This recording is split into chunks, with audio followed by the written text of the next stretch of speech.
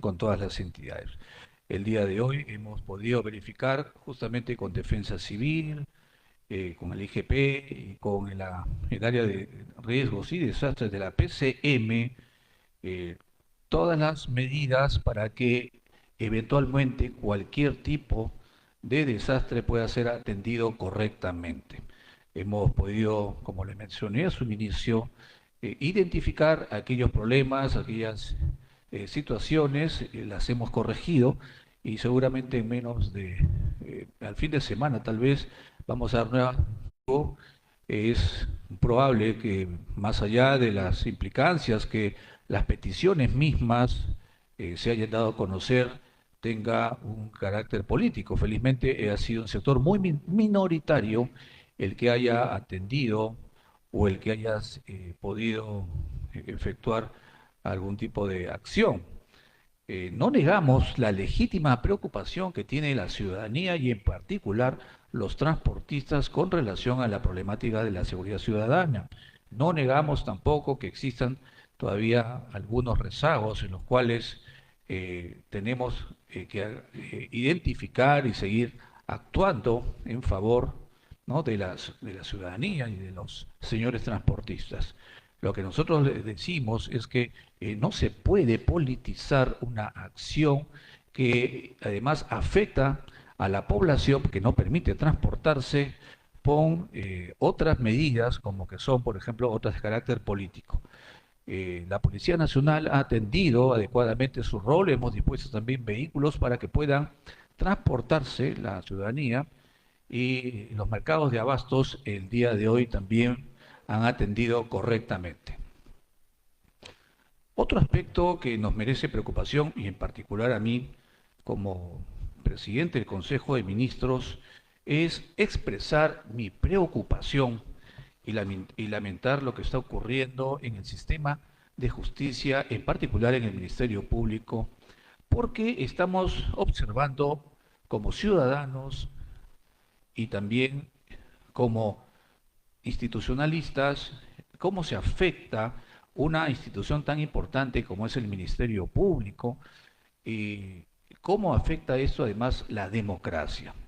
Creemos que esta situación que ahora se presenta, además de enfrentar a personas e instituciones, afecta la credibilidad en el sistema de justicia, afecta la institucionalidad de los órganos constitucionalmente autónomos, pero sobre todo afecta a la ciudadanía que quiere confiar en una justicia predictiva, que quiere confiar en un sistema de justicia que esté cerca a la población y que además presente que no existe ningún tipo o de politización o de afectación de la objetividad.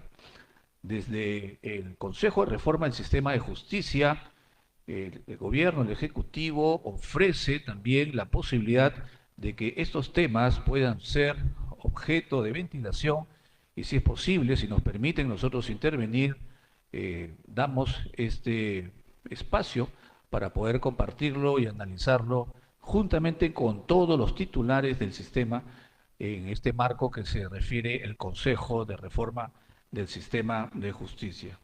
No es para ustedes y mucho menos para nosotros que podemos hacer una grave crítica al sistema de justicia, tal vez no sea la justicia que nosotros quisiéramos tener en todos los aspectos.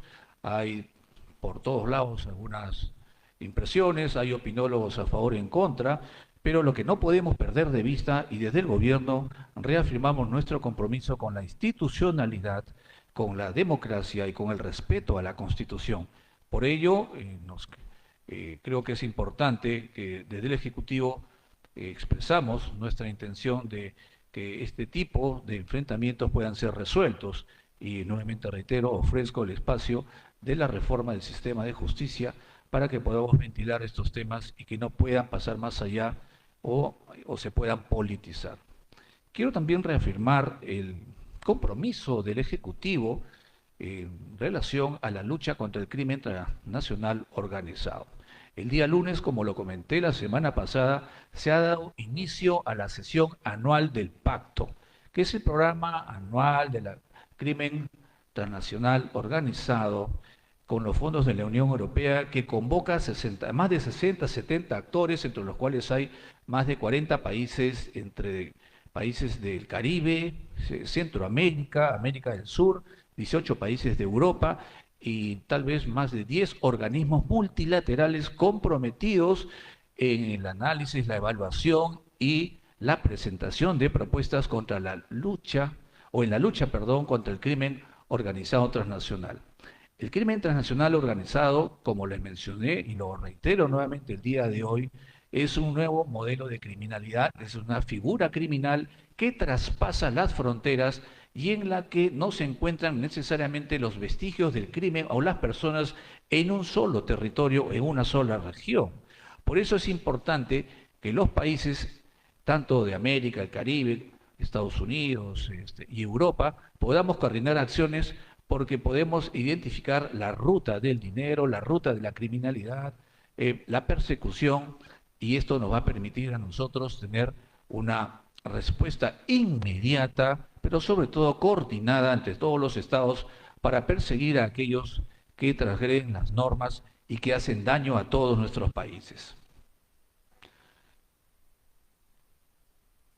Entre las normas aprobadas el día de hoy, también se presentan el proyecto de decreto supremo que ha sido aprobado, que prorroga por 60 días calendarios el estado de emergencia en los distritos de Manitea, Quimbiri y Cielo Punco de la provincia de la Convención. Bien, a continuación voy a invitar a los señores ministros que me acompañan el día de hoy. Me acompañan el señor ministro de Defensa, de Transportes y Comunicaciones, de Trabajo y Promoción del Empleo y de Vivienda y Construcción. Señor ministro de Defensa, señor Walter Astudillo Chávez, con uso la palabra. Gracias, Premier. Un saludo a los medios de comunicación y por su intermedio a toda la ciudadanía. Informarles sobre las acciones del Comando Unificado Patás. Como ustedes conocen, hace aproximadamente 40 días el gobierno tomó la decisión de que las Fuerzas Armadas asuman el control del orden interno en la provincia de Patás, en los distritos de Patás, Parcoy y Tayabamba. Desde el primer día, las Fuerzas Armadas coordinaron con la Policía Nacional del Perú, se hicieron todas las actividades de planeamiento y se han venido realizando una serie de acciones. Creo que la ciudadanía conoce las participaciones, las intervenciones que se vienen dando y todo dentro del marco de respeto a los derechos humanos. Al día de hoy se tienen acumulados más de 500 patrullajes de control territorial y de lucha frontal contra la minería ilegal. Y un aspecto importante es el apoyo de la población. La fuerza del orden ha tenido reuniones con la población y esto creo que es un aspecto a resaltar porque se recuperó el principio de autoridad, que es importante. Y no se perdió de vista las buenas relaciones con la población, porque es importante escuchar las necesidades y los reclamos que puedan presentar estas personas, porque de alguna manera pueden verse afectadas en sus actividades. Es así que transcurridos los primeros 30 días, se hicieron unos cambios, se amplió o se minimizó el toque de queda de 22 a 05:00 horas y se reactivaron o reanudaron las actividades productivas.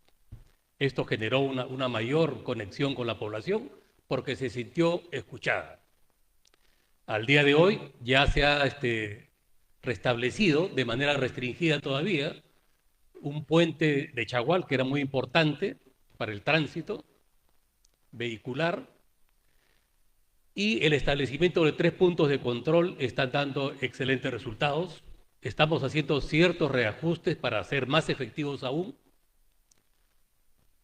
Y podría mencionar entre los logros más importantes de este comando unificado la intervención en 54 bocaminas, en 6 socavones, en más de una decena de plantas de beneficio y la recuperación de 14 fusiles y 12 pistolas, así como más de una veintena de detenidos. Pero no solamente se ha circunscrito esta estrategia a acciones directas contra la minería ilegal, sino que también el gobierno está aplicando una estrategia integral. Es así que el próximo martes se desarrollará la tercera reunión del Grupo de Trabajo de Desarrollo Sostenible, o la Mesa de Trabajo de Desarrollo Sostenible en la provincia de Patás, en la cual se genera un diálogo entre todos los actores de la sociedad y las instituciones, los principales actores del Poder Ejecutivo, que en este caso está liderado por el Ministerio de Energía y Minas. Eso es en cuanto a Patás. También quiero resaltar que el día de ayer las Fuerzas Armadas, porque lo que quiero del sector, informar a la población que las Fuerzas Armadas no solamente están cumpliendo la misión que establece la Constitución, sino que además participa ayudando a la policía en los lugares donde está declarado estado de emergencia a nivel nacional, en este caso en la lucha contra la minería ilegal también, en la gestión de riesgos y desastres, y el día de ayer participamos con el Ministerio de Desarrollo e Inclusión Social, que es quien lidera las plataformas itinerantes de acción social. Las Fuerzas Armadas actúan tanto con su marina de guerra, en la selva particularmente, en los ríos navegables, en los vías, digamos, pluviales, y también funcionan o participan la Fuerza Aérea en las vías aéreas, donde vía convenio apoyamos para el traslado de los alimentos que son necesarios para los programas sociales. Y el día de ayer asistimos con la ministra de Desarrollo e Inclusión Social a un evento que creo que es digno resaltar porque no se ven en las noticias. Creo que no nos damos tiempo para ir a esos lugares remotos. El caso particular, ayer le menciono, estuvimos en Puica, que es un distrito a más de 3.600 metros sobre el nivel del mar de la provincia Unión en Arequipa, y la verdad que fue muy emocionante el ver a personas que están en zonas muy alejadas, por tierra más o menos 15 a 18 horas Arequipa, y la verdad que eso es motivo de resaltar porque uno ve esperanza, ve injusticia y de alguna manera el Estado tiene que acercarse más. Este es un trabajo que caracteriza al gobierno, lo hacemos en todas partes en los lugares más alejados del territorio nacional y esperemos que los próximos gobiernos continúen cerrando estas brechas porque creo que es necesario darle esperanza, hacer justicia con esta población y también dignidad, que creo que es importante. Recuerdo uno de los letreros, de las pancartas de las personas que estaban presentes, que decía, Puica también es el Perú. Creo que ese es un mensaje que nos debe hacer reflexionar y seguir trabajando para conectarnos más con la sociedad, con los que menos tienen y con los que más necesitan de la acción del Estado. Es todo, primero. Muchas gracias, ministro, por las noticias.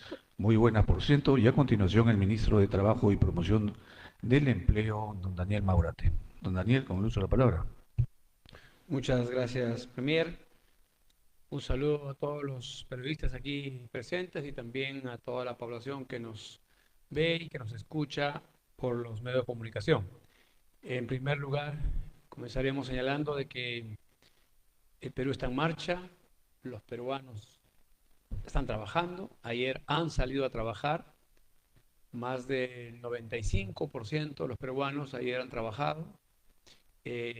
Nosotros hemos hecho una evaluación, una muestra de 3.413 empresas y el resultado es que más del 95% han concurrido a trabajar.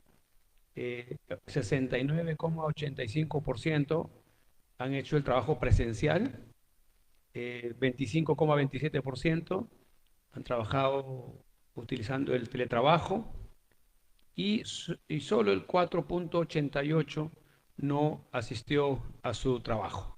Creo que es una buena noticia, pero también es buena noticia el reporte que hizo el Instituto Nacional de Estadística respecto a la evolución del empleo en mayo del 2025.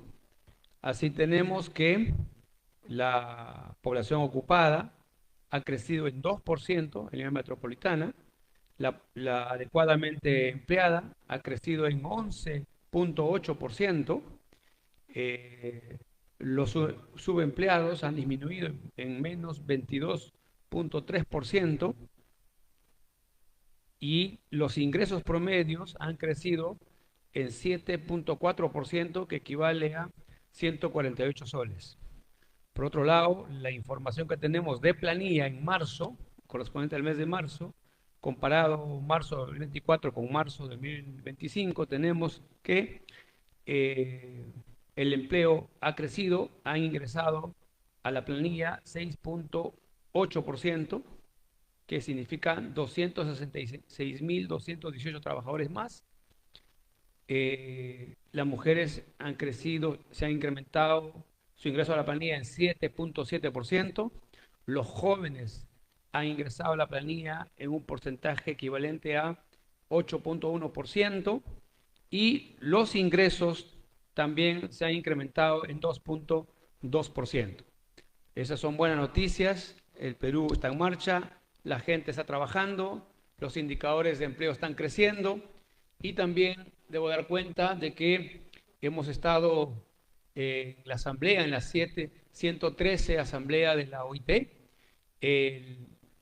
y señalar que si bien el 2023 fuimos con observaciones con relación al convenio 87, referido a la libertad sindical, el 2024 observaciones con relación al convenio 169, debo referir que este año Perú ha ido a OIT sin ninguna observación. Además, hemos podido asistir como socios de la coalición por la justicia social y además hemos tenido la oportunidad de participar también como miembros plenos titulares del Consejo de Administración de la OIT, que es la máxima instancia administrativa de esta organización. Y además, el Perú en esta oportunidad ha llevado dos planteamientos que seguramente van a ser debatidos en las instancias de OIT. Una es que debemos fortalecer la institucionalidad del diálogo social como arma fundamental para este nuevo pacto social por la justicia social, y además también hemos planteado la posibilidad de que se evalúe de que el autoempleo pueda ser también considerado empleo formal y decente bajo ciertas características. Hoy día no todos los jóvenes, no todas las personas quieren ir a una planilla. Tradicionalmente se entiende el empleo formal en una planilla, en una empresa, con beneficios sociales, pero hoy mucha gente, muchos jóvenes sobre todo, no quieren transitar a una planilla. Entonces es importante que se reconozca estas nuevas formas de trabajo y entre ellas el autoempleo, también bajo ciertas características como empleo formal y como empleo decente. También finalizamos señalando de que ya en algunas semanas hemos lanzado el Registro Nacional de los Trabajadores que están en la informalidad y anuncio que en las próximas horas ya estaremos presentando ante la comunidad, a la opinión pública, a la prensa especializada, las tipologías de las informalidades que hay en el país. Esa tipología de la informalidad nos va a permitir a establecer políticas públicas diferenciadas para atender cada tipo de informalidad y así avanzar en la formalidad laboral en nuestro querido país. Nada más de mi parte, bien, muchas gracias. Muchas gracias también, ministro, por su informe. y le damos el uso de la palabra al ministro de Transportes y Comunicaciones, al señor César Sandoval. La palabra, ministro. Muchas gracias, señor Premier. Señores periodistas, buenas tardes. En primer lugar, para informarles de que el día de hoy, desde muy temprano, hemos estado monitoreando por indicaciones de la señora Presidenta de la República Constitucional, doctora Dina Boluarte, y el señor Premier, para ver cómo se desarrolla este pretendido paro que se ha querido llevar a cabo en la ciudad de Lima y Callao y a nivel nacional.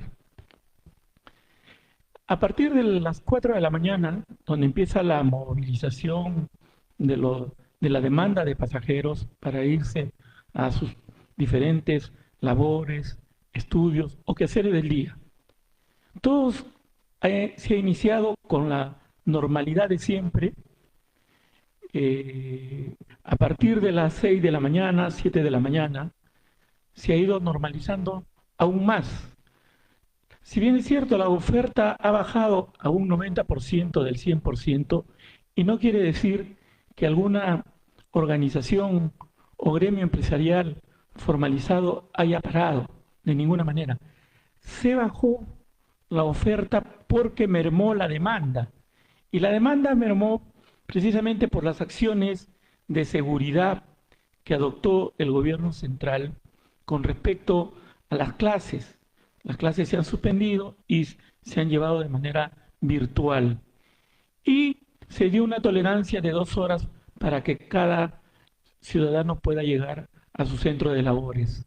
En el transcurso del día tenemos el reporte de que se ha normalizado el transporte normalmente, como todos los días, con las indicaciones que acabo de exponer. Bueno, estamos hasta hoy en un 90-70, ¿no?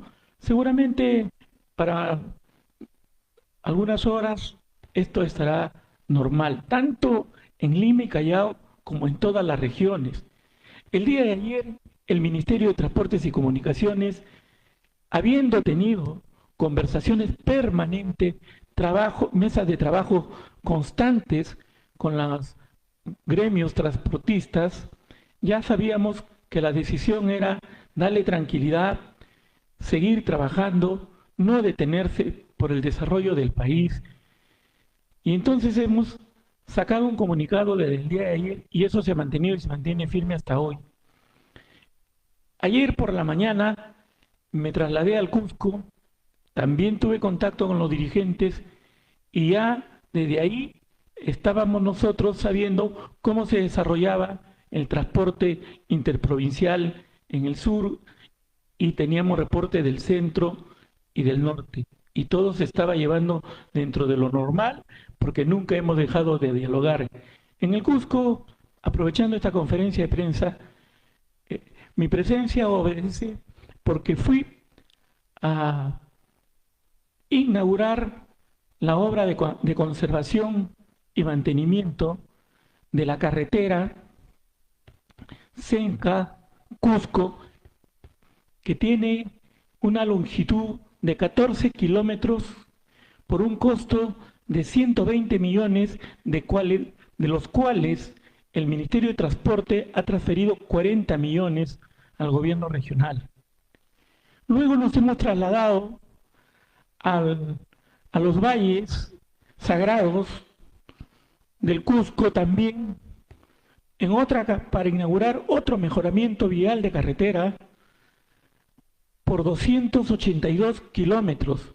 ¿Por qué? Porque inicia del Cusco, pasa por Urubamba, Chincheros y llega hasta Santa María. Esa obra está valorizada en 156 millones de soles. Luego hemos ido a supervisar, como aquí lo dijimos, en su oportunidad, fuimos a supervisar el nuevo aeropuerto internacional de Chincheros, que está avanzado en 32%, está concluyendo su primer componente, y al 31 de diciembre del 2026 concluye con su segundo componente. Es una grandiosa obra que le abre las puertas al mundo y, como se dice, el Cusco es el ombligo del mundo. Dicho esto, les agradezco por su atención, señor Premier. Es todo cuanto puedo informar. Muchas gracias, señor ministro, también por su intervención y le damos el uso de la palabra al ministro de Vivienda, Construcción y Saneamiento, al señor Duris Wittenbury. Ministro, con el uso de la palabra. Gracias, Premier. Como todos sabemos, el Perú está dentro del anillo de fuego que recorre a través de una herradura en el Pacífico de aproximadamente 40.000 kilómetros y por lo tanto somos considerado un país sísmico. En ese sentido, en lo que va del año hemos tenido 401 sismos, que esto representa el 48% de los sismos que se produjeron en el año 2021, que es una cifra bastante significativa. El día domingo tuvimos un sismo de 6.1 grados y bueno, se tuvo cierto nivel de afectación. Ustedes, la prensa, ha informado adecuadamente sobre una prospección de lo que podría ser un sismo de mayor intensidad. Estamos hablando de un sismo de niveles de 8.8 que en cualquier momento podría ocurrir en la costa de nuestro país.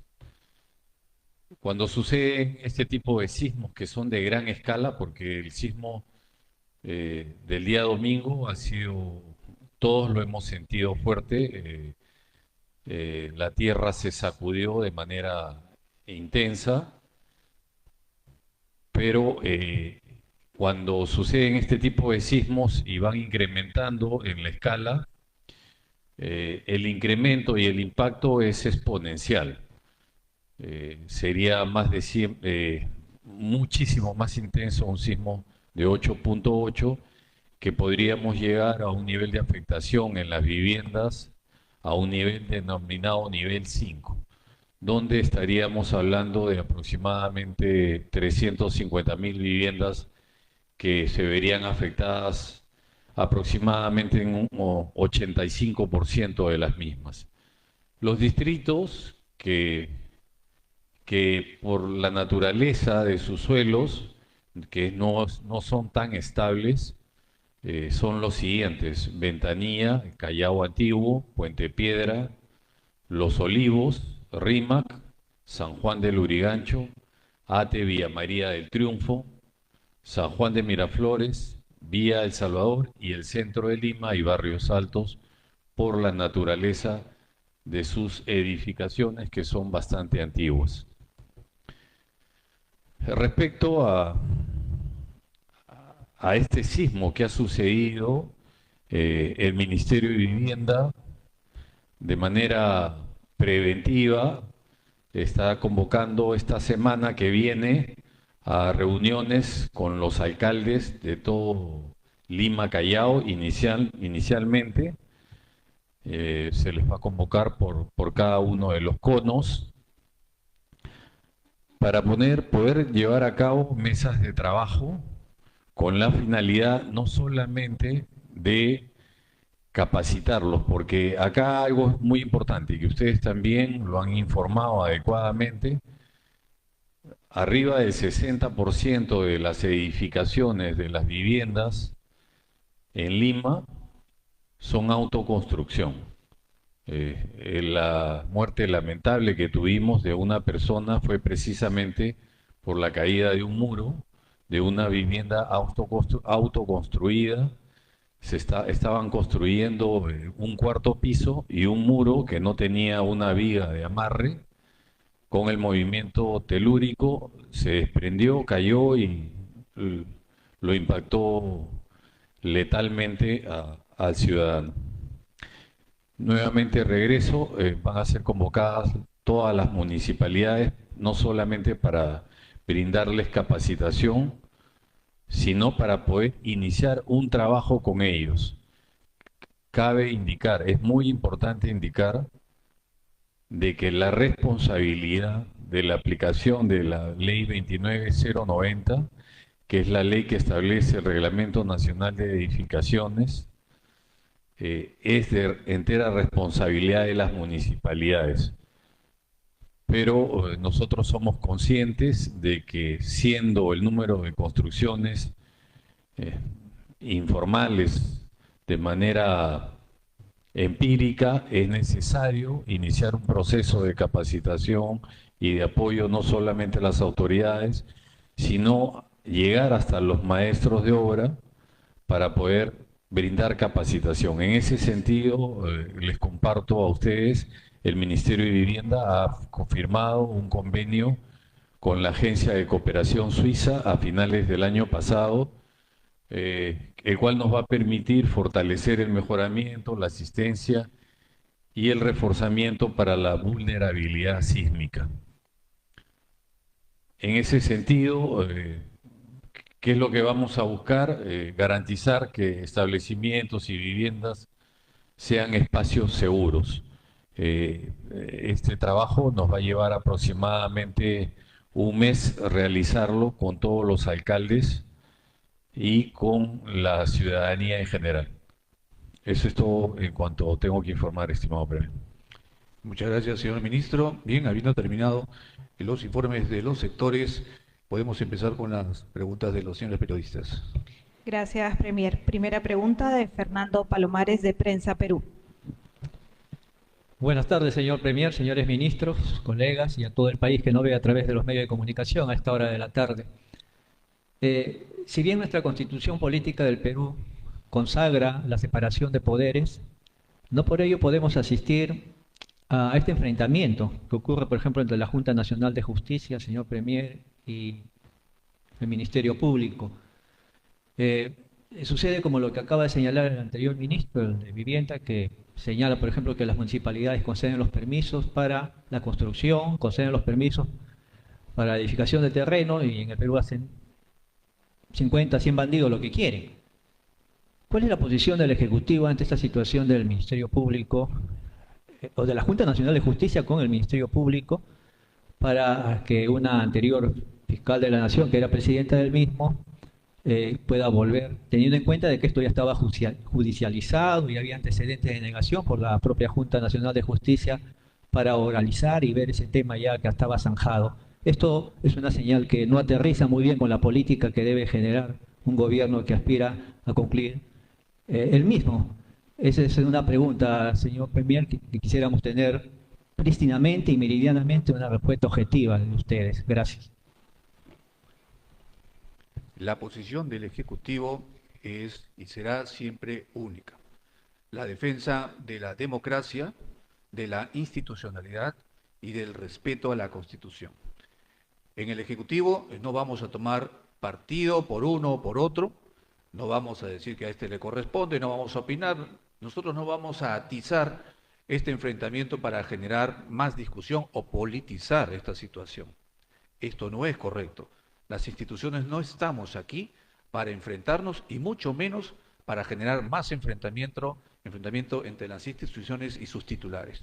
Por eso que yo he mencionado al inicio de mi intervención que existe en el marco de la ley el Consejo de Reforma del Sistema de Justicia y considero pertinente ofrecer que en este marco en el que participan los titulares del Poder Judicial, del Ministerio Público, de la Junta Nacional de Justicia, la Contraloría General de la República, el Defensor del Pueblo, incluso está el Ministro de Justicia como secretario técnico y presidido obviamente por la Presidenta y en la que quien habla como titular de la Presidencia del Consejo de Ministros es invitado, sería un buen espacio para poder conversar y delimitar de manera muy amable y cordial y sobre todo sin ventilar de manera pública los inconvenientes que se están generalizando. Tal vez se pueda decir de que el Ejecutivo no intervenga. Es cierto, no podemos intervenir porque puede interpretarse mal lo que estamos haciendo. Sin embargo, no podemos desconocer que existe un problema en el sistema de justicia. No lo vamos a negar. Pero eso no significa que nos vamos a aprovechar para poder atizar más este enfrentamiento. Tampoco vamos a decir que tal o cual persona tenga o no responsabilidades. Eso no lo vamos a hacer. Pero sí queremos que aunque se pueda establecer o no las responsabilidades, la importancia y el papel de nuestro gobierno es que la institucionalidad quede incólume. Lo que está pasando el día de hoy, lo que estamos viendo es que la ciudadanía ve impertérrita cómo pasan los días y no hay solución a un problema en el que institucionalmente debió haberse existido una solución. Eso afecta la credibilidad en las instituciones, afecta la credibilidad en la democracia y afecta al ciudadano de a pie como cualquiera de nosotros que cada día cree menos en el sistema de justicia. Por eso que las instituciones se afectan, porque ventilamos estos problemas de manera pública y no encontramos la solución. Esa va a ser la posición del Ejecutivo. Siguiente pregunta de Jessica Merino, de RPP. Buenas tardes, ministros. Buenas tardes. Ya la Junta de Fiscales Supremos ha emitido un comunicado. En el mismo se ratifica la vigencia de la titularidad como fiscal de la Nación de la doctora Delia Espinosa. Eso ya descarta la posibilidad que la doctora Patricia Benavides asuma como titular de esta institución. Ha propuesto un espacio de diálogo desde el Ejecutivo, pero ¿cómo se va a materializar teniendo en cuenta que ya han emitido un pronunciamiento cerrándose a la posibilidad del retorno de la doctora Patricia Benavides? Y bueno, esto plantea pues un nuevo escenario en el Ministerio Público. Una pregunta adicional, por favor, habiendo ocurrido y lo que hemos escuchado en la exposición del ministro de Vivienda, la posición del Ejecutivo con respecto a esta iniciativa legislativa para que se pueda incluir en los teléfonos celulares y que vengan con el chip FM activado, sobre todo en casos de emergencia. ¿Cuál es la posición que ustedes tienen? Hay un cuestionamiento desde afín al decir que esta medida, pues que busca emplear la radio en los celulares, podría implementar un costo adicional en las tarifas de las empresas teleoperadoras. Las dos consultas nada más, lo escuchamos, teniendo en cuenta, por favor, para que se pueda continuar con las preguntas de mis demás colegas. Gracias. Muy bien, con relación a la primera pregunta, como le acabo de expresar, desde el Ejecutivo no nos vamos a pronunciar sobre las decisiones que las instituciones adopten.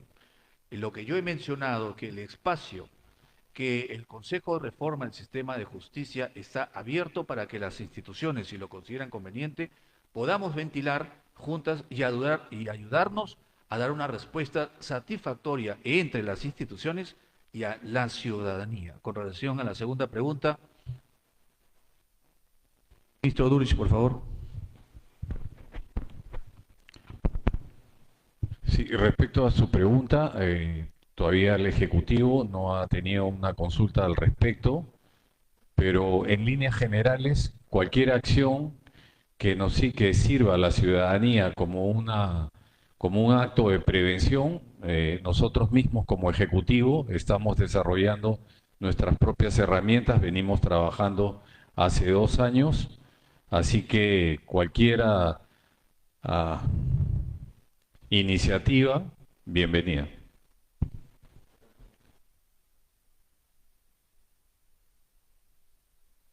A continuación, Vanessa Rubio, de Exitosa.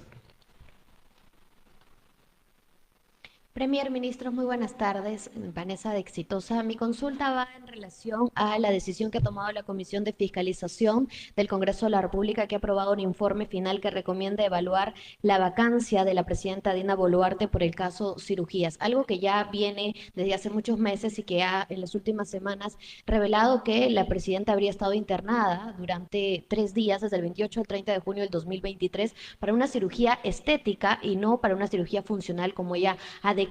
¿Cuál es la postura en este caso del Ejecutivo? Porque esta vez sí es un tema que les compete, hablándose de la presidenta, ¿no?, la mandataria del país. Bien, yo voy a intentar una respuesta, porque no se olvide que como este es un asunto que compete a la esfera de la presunta responsabilidad de la señora presidenta, en la que, por cierto, consideramos que hay un exceso sobre ella. Sin embargo, desde el punto de vista del Ejecutivo, y habiendo un documento público por parte de una comisión del Congreso, es pertinente tener en cuenta lo siguiente. Este es un informe que la Comisión de Fiscalización, cuyo presidente ha tenido una posición que para todos es clara, es una posición en contra de la señora presidenta y ha considerado incluso algún tipo de opinión anticipada en contra de la señora presidenta. Pero si nosotros observamos ¿Cómo se da el contexto del inicio de esta investigación? Ustedes recordarán que esta investigación se dio en el marco de una citación a un ex premier, quien fue citado por un tema en el que se le acusaba, y no lo voy a mencionar para que no se crea que estoy acusando a nadie aquí, y que curiosamente este tema se convirtió luego en una aparente noticia que generó luego la investigación por parte de la Fiscalía. Y aquí nuestra primera preocupación, porque si estamos hablando de un documento en el cual, o estamos hablando de una política de fiscalización, entonces, ¿dónde quedó la tarea de fiscalización justamente de dicha comisión cuando cita para una investigación por un determinado hecho y luego este hecho desaparece del plano de la investigación? Es una primera preocupación. No he podido tener conocimiento, pero sí he escuchado en los medios de comunicación rápidamente las conclusiones. Y muchas de las conclusiones, si ustedes comprenderán, están relacionadas con aspectos en los cuales ya, incluso en la actualidad, carece de objeto pronunciarse. El hecho de, por ejemplo, poner en conocimiento de la Fiscalía de la Nación estos hechos para que actúe, tiene en la vida práctica un valor nulo, porque ya la Fiscalía ya ha presentado una denuncia. En segundo lugar, hay que entender que esta comisión no tiene facultades de comisión investigadora y por lo tanto sus recomendaciones también no tienen valor en la esfera judicial, no son vinculantes. Y bueno, podríamos referirnos a muchos de estos temas y es evidente que en el marco de una comisión política las decisiones siempre serán políticas.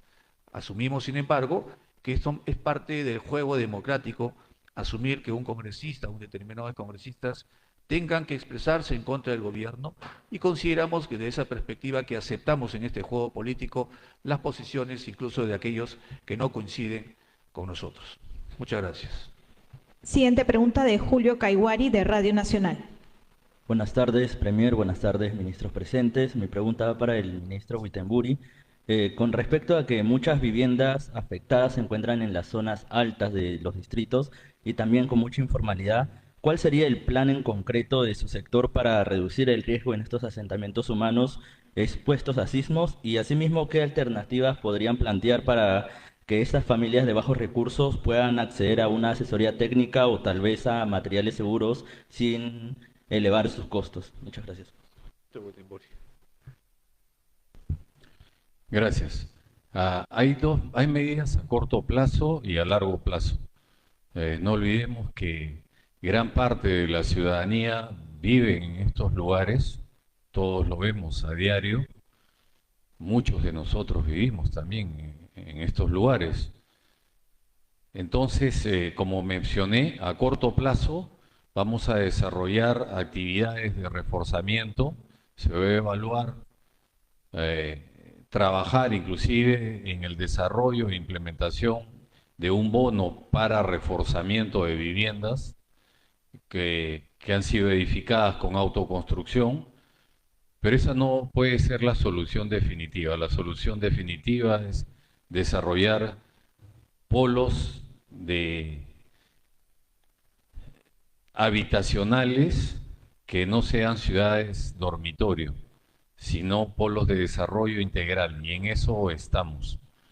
No solamente, acuérdense ustedes que nosotros tenemos los programas de vivienda social. El día de ayer hemos presentado la nueva vivienda de interés social que llega hasta 50 metros cuadrados, es decir, es la vivienda formal. En los últimos años hemos construido más de 80.000 viviendas y por ahí va la solución, llevar a nuestros conciudadanos a la vivienda formal.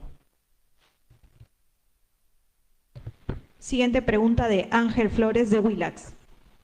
Muy buenas tardes, Premier, ministros. Acerca del pacto 0.2, que es para la lucha contra el crimen organizado transnacional, quería saber si, bueno, ha empezado esta semana, si por ahí se puede tomar como estrategia a otros países que seguramente están más adelantados con respecto a la lucha justamente entre los criminales, y si hay novedades con respecto al tema del monstruo, un criminal que está buscado por la justicia peruana, si se ha tocado, si ven probable que las estrategias también, reitero, de estos países pueda servir en la ayuda para capturar a los cabecillas que tanto mal le hacen al país.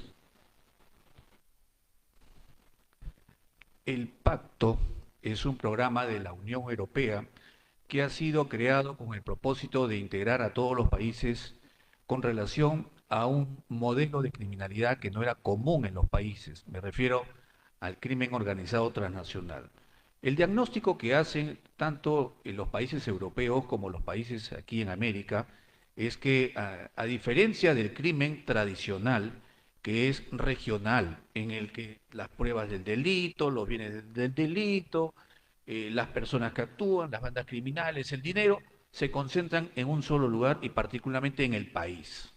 Entonces, este tipo de crimen es un tipo de crimen que en todos los países ha resultado siendo, yo lo llamo, póngale entre comillas, tradicional. Lo que ha pasado es que las bandas criminales han evolucionado.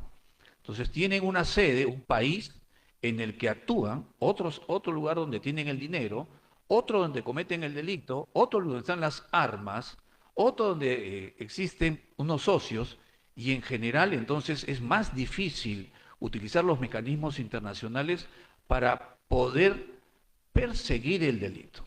Y encima, como ustedes sabrán, para poder incluso dictar órdenes que escapan a la jurisdicción, porque de repente la persona está en otro delito, pero se cometen a través de bandas locales, entonces se tiene que utilizar los mecanismos de la extradición, que son engorrosísimos, demoran mucho tiempo, ponen en peligro incluso la libertad, pueden generar que estas personas queden impunes, salgan a través de los subterfugios legales, es decir, entonces el pacto fue justamente orientado y nos orienta a todos los países a que en una visión global de las cosas, podamos obtener resultados todos los países en esta lucha. Eso es lo que pasa, porque lo que vemos ahora en el país, lo que vemos en nuestro país, es igual de lo que pasa en Europa, lo que pasa en Ecuador, en Colombia, en Panamá, en Guatemala. Ayer hemos tenido, en estos días hemos tenido reuniones bilaterales con varios países e incluso nos comentan situaciones mucho más difíciles que las que tenemos en el Perú, porque nosotros tenemos una respuesta inmediata, una Policía Nacional muy profesional que está enfrentando de manera frontal y muy rápida también estos problemas que se presentan. Y sí, en efecto, estamos encontrando cada día más respuestas. Por ejemplo, ya no se usa el dinero, se usa el Bitcoin, la moneda electrónica. O sea, hay muchas formas en cuales se evade el control normal. Aquí en el Perú nosotros, por ejemplo, estamos utilizando el uso de la unidad de inteligencia financiera. Yo lo mencioné incluso en una anterior reunión en la que la unidad de inteligencia financiera ha podido identificar casi 3.000 millones de soles, 3.000 millones de soles como operaciones sospechosas que han sido comunicadas a la Fiscalía. Y la Fiscalía los tiene allí hace 2 años y todavía no inicia las investigaciones para determinar los responsables y sobre todo para captar el dinero. Yo por eso me permito exhortar a la Fiscalía que haga un esfuerzo, porque parte de eso va a permitir capturar e identificar a los criminales y sobre todo que ese dinero retorne al Estado y no permanezca en el ámbito, ¿no?, del ámbito privado donde contamina el ambiente económico. Así es que sí, efectivamente, el pacto es una excelente reunión. Lima es la sede.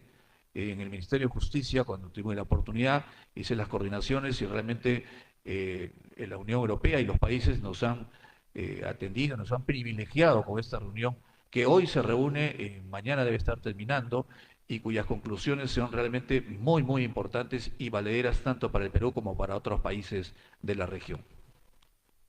Siguiente pregunta de Catherine Ayarza de Epicentro. ¿Qué tal, ministros? Muy buenas tardes. Yo quería consultarles sobre la iniciativa legislativa del congresista Muñante que busca sancionar con hasta 6 años de cárcel las denuncias falsas por violencia familiar. Si se llegase a aprobar esta norma, ¿la observaría el Ejecutivo?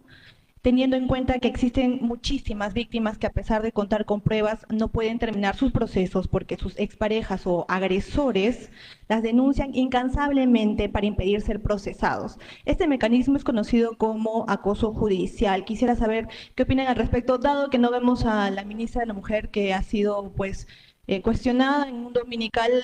Me gustaría saber la opinión del Premier y exministro de Justicia. Bien, con relación a lo que usted menciona, entiendo que es un proyecto de ley. Yo personalmente no tengo conocimiento de ello. Yo lo que le puedo asegurar es que apenas tengamos conocimiento, apenas salga de la reunión voy a preguntar sobre la norma y en su momento daremos la opinión que corresponda o el ministro de Justicia saldrá a hacer sus comentarios. Última pregunta de Pablo Francia de TV Perú. ¿Qué tal, ministros? ¿Cómo están? Buenas tardes. Consultarle respecto a lo que ha ocurrido en la Comisión de Fiscalización. Usted comenta que ha habido situaciones de exceso por parte de esta comisión presidida por el congresista Juan Burgos. Si nos podría puntualizar exactamente qué tipos de excesos o las situaciones, ¿no? Y también comentó que respecto al último sismo han detectado algunos problemas, han identificado problemas y que van a ser corregidos. Un poco más qué tipo de problemas han detectado en esta inspección que se realizó el domingo. Gracias. Bien, con relación al informe de la Comisión de Fiscalización, que yo le mencioné, no he tenido la oportunidad de poder leerlo o revisarlo. Yo he escuchado, tal como usted, lo que están en los medios de comunicación. Rápidamente he escuchado algunas de las recomendaciones o conclusiones, creo que son esas las que he escuchado, y me he permitido también hacer algunas aproximaciones de respuesta. Sin embargo, lo que yo considero es que no hay que olvidar, y a eso me refería, que la Comisión de Fiscalización emite un informe que es una comisión política, y desde esa perspectiva hay algunas de sus recomendaciones que incluso ya no tienen efecto inmediato, que es lo que yo también he dicho. Y entiendo que entonces, bajo la perspectiva de ser una comisión política, nosotros asumimos que esta comisión pues tiene un propósito y consideramos que parte del juego democrático entender las intenciones de los, ¿no?, que quienes no están en favor o no están en la línea del gobierno. Con relación a lo que hemos detectado, efectivamente, mire, nosotros, la presidenta de la República, apenas se produjo este sismo de 6.1 grados, inmediatamente nos dirigimos al COE. Tanto la presidenta como quien habla, el ministro de Defensa y el ministro de Interior, llegamos inmediato, y dispusimos las acciones. Cuando, por ejemplo, quisimos coordinar con nuestros pares de defensa civil, no estaban a disposición en ciertas áreas, me refiero en el Callao y en otras áreas, ¿no? Entonces, y después se fueron incorporando. Entonces, aquí hay una cuestión de coordinación con ciertas áreas. Entonces, nosotros nos preguntamos qué pasaría si esto ocurriera, por ejemplo, en otras áreas. Entonces, lo que hemos dispuesto es que todas las áreas de coordinación de defensa civil tienen que estar en permanente contacto. Hay que establecer retenes, hay que establecer personas que sean responsables, sea día del padre, domingo, feriado, día o noche. Tenemos que estar atentos. La responsabilidad del Ejecutivo, felizmente, el COEN sí está funcionando permanentemente las 24 horas, pero necesitamos también que nuestros pares, que son en los gobiernos regionales, en los gobiernos locales y en general la ciudadanía, esté conectada también con los reportes que desde el Ejecutivo vamos a enviar. Bien. Una última pregunta, Muy Premier, bien, claro. de Marice Vegas, de Latina.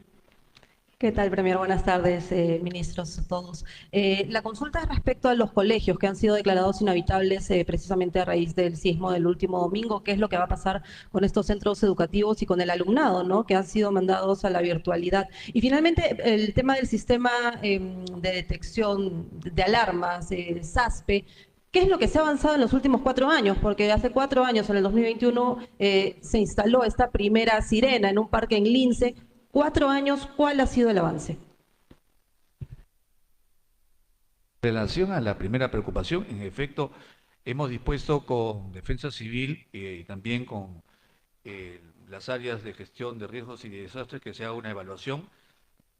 Este informe ya debe estar terminado. Vamos a evaluar todas las áreas, incluso hoy día se nos ha presentado un informe de varias de las áreas que son patrimonio arquitectónico, histórico, en general. Todavía se está evaluando, felizmente para suerte, bueno, en realidad es una suerte divina, por decirlo así, es que no ha sido de mayor efecto, pero eso no significa que nosotros no hayamos efectuado las acciones, tanto el día como las acciones posteriores. Con relación a lo que usted menciona, el señor ministro de Defensa hará uso de la palabra. Como lo mencionó el Premier, el sismo que hemos sufrido el último domingo, creo que es una buena muestra de cómo estamos y de lo que tenemos que hacer para mejorar la respuesta. Referente al SASPE, que es un sistema que se viene implementando, tiene una serie de fases. El día de hoy, el gerente general del Instituto Nacional de Defensa Civil ha informado al Consejo de Ministros sobre el avance de este proyecto que contempla la instalación de 114 bocinas a lo largo de todo el litoral. Pero también surge la interrogante, y eso fue motivo de consulta, de que si esas 114 bocinas que van a, digamos, a funcionar cuando se genere un sismo de 6 a más de intensidad, si va a ser suficiente para la población. La respuesta fue que no, que esto necesita un fortalecimiento de los diferentes distritos para que pueda replicarse y pueda ser más efectivo.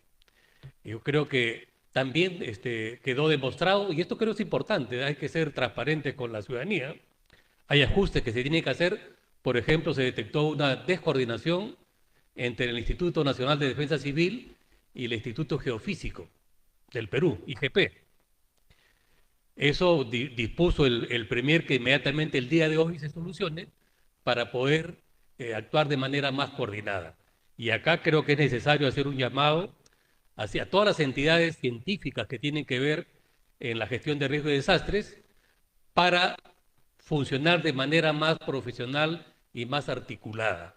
Pero además es importante los diferentes niveles de gobierno, particularmente gobiernos locales y regionales, para que el sistema tenga, digamos, mayor efectividad. Y también un llamado a la población, porque es importante, porque la primera respuesta es al interior de los hogares, la reacción que podamos tener y tener en cuenta todas las medidas de prevención que permanentemente son difundidas por el Instituto Nacional de Defensa Civil. Para eso son también importantísimos los simulacros que se realizan, y que creo que eso es importante, porque la primera reacción puede significar salvar una vida. Sí, como le digo, esta fase que he indicado de 114 bocinas a lo largo de la costa, 114 distritos, está previsto a fines de septiembre concluir, pero que eso va a ser una primera fase y, como dije, esto tiene que seguir fortaleciéndose porque la vida de los peruanos nos interesa a todos. Bien, les agradecemos a todos ustedes su presencia y les agradecemos también sus preguntas. Buenas tardes con todos. La conferencia de prensa ha concluido. Agradecemos al primer ministro Eduardo Arana y a los señores ministros de Estado por su participación y de igual manera a los señores y señoras de la prensa.